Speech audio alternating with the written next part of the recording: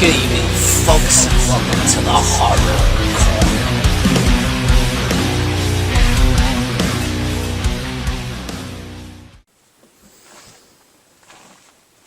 Tina, you were always my favorite. Why did you ignore me? Why? Good evening, folks, and welcome to the Horror Corner. I'm your host, Sean Erschen. This week we're doing another movie review. This is 13 Fanboy. Directed by Deborah Voorhees, released in 2021. Now, Deborah Voorhees, as all you Friday 13th fans know, starred in Friday 13th Part 5, A New Beginning, yes. So to see someone who actually starred in one of the Friday 13th films direct a film revolving kind of around the Friday 13th franchise is really cool and fun. And 13 Fanboy is a lot of fun. I had a great time with it. Now, Deborah Voorhees, I had the distinct honor and privilege of interviewing over at the Morbid Hour live stream, along with Hellhound and Horror Fan 88, so definitely check that out, guys. We hit her with the hard-hitting questions, you know. It was such an honor, and she was such a sweetheart. Now, the film stars Haley Greenbauer in the role of Kelsey Voorhees, who was one of the few people in the film that actually plays a character and not herself, along with Corey Feldman, who plays a character, and he's kind of this sleazy horror film producer who was producing this film called Bloodlust 3, I believe it was. And Kelsey's supposed to star in it. Now, Kelsey kind of is following in the footsteps of her grandmother, Deborah Voorhees, in the film. Becoming a horror actress and a scream queen, you know. And we see her at the horror conventions, and then that's where we run into a lot of the cast from the Friday 13th films, like C.J. Graham, Kane Hodder, Corey Feldman, of course, Lar Park Lincoln from Friday 13th Part 7, The New Blood, and Judy Aronson, Tracy Savage, people like that. So it's really cool to see them again, you know.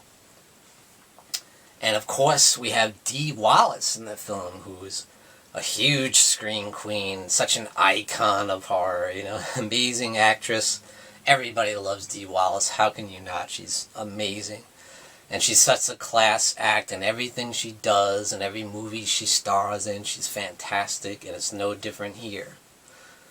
So what happens in the film is Deborah Voorhees at the beginning, yes, she is actually in the movie too,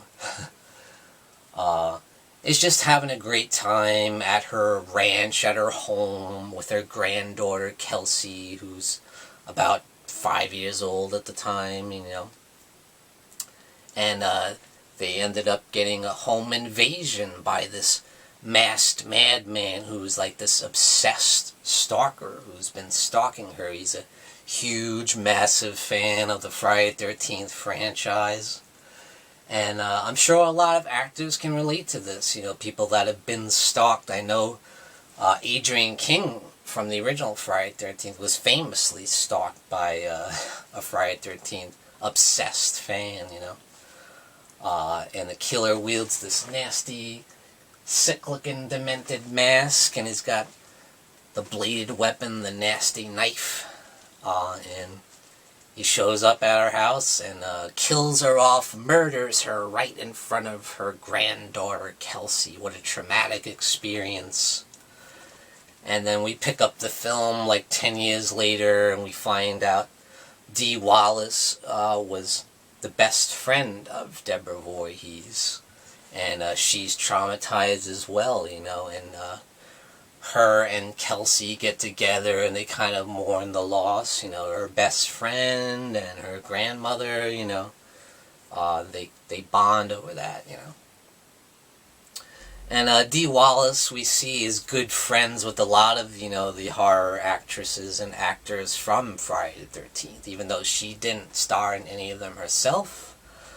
She did star in Halloween from 2007, Rob Zombie's Halloween, which the killer is also obsessed with Halloween as well. What happens is the killer kidnaps Lar Park Lincoln from Friday the 13th Part 7 and played Tina, he kidnaps Lar Park Lincoln and holds her captive in his evil lair, and then we see him talking about how as a child he was locked in his room with nothing in the room except old VHS copies of the Friday the 13th franchise and the Halloween franchise, and that's how he got obsessed.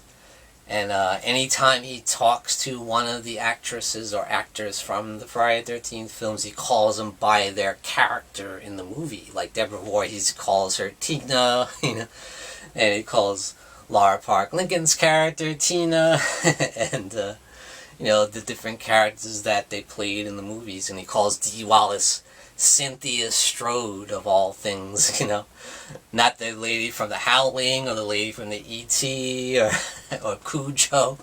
Cynthia Strode from Halloween 2007, which I think is kind of funny. And also another person who shows up in the film is Vincent DiSanti, who directed Never Hike Alone, a very, very popular Friday the 13th fan film, so it's cool to see him in there too. And he also played Jason in that movie too, as well as directing it. And it's great to see C.J. Graham, who's my personal favorite Jason. I'm just going to state that right now. And it's great to see him in it. I think he could still play Jason. I mean, he's in fantastic shape, And of course, you have Kane Hodder, who's just iconic in the role of Jason. I mean, and you get to see both of them square off against the killer, and that's really exciting too. See Jason go at it with the Jason wannabe. But yeah, this movie is so much fun, and it's got a lot of great meta humor, and there's definitely some aspects of Scream in there, I noticed, and I'm sure you fans will notice too. A lot of that meta style humor that we saw in Scream. And how can you avoid that in dealing with this type of story? There's definitely some great kills in the film, and the film gets bloodier and bloodier as it goes. Some nice creative kills and blood and gore and all the stuff you love from the Friday the 13th films. So this is a very modern, sleek horror film for sure, though. It's not really like that 80s style of the Friday the 13th films, of the Halloween films. It's definitely got a sleek production, and it does have great production value, even though it's kind of a low-budget film. And I have to say, Deborah Voorhees does a fantastic job. I love the opening credit scene. You get those great overhead shots of the forest and the woods below, which kind of reminded me of The Shining in a way. How the Shining opens, when Jack Torrance is driving down the countryside around the mountain, and you got that great overhead shot. This felt similar to that, very much so.